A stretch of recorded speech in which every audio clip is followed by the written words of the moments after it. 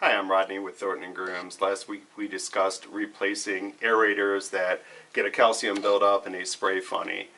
Today we're going to talk about actually cleaning them in place.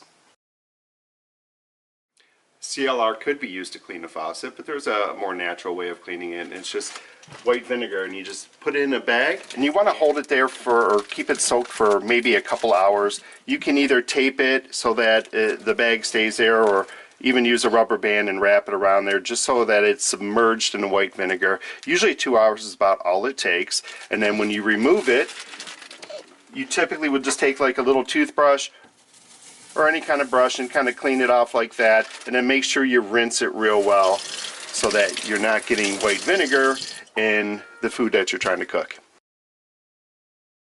Absolutely. So a lot of times like a bag with white vinegar, you're not going to be able to tie it on. Like a good example is actually this faucet. It doesn't really hang down, so it's kind of tough to keep a bag of white vinegar right there soaking in it. So what you can do is just take a regular paper towel, dip it in the white vinegar, get rid of the excess, and you can just wrap it around either that spout and let it sit there for a couple hours just like that. Like I said, once again, you might want to pull it off, hit it with a brush.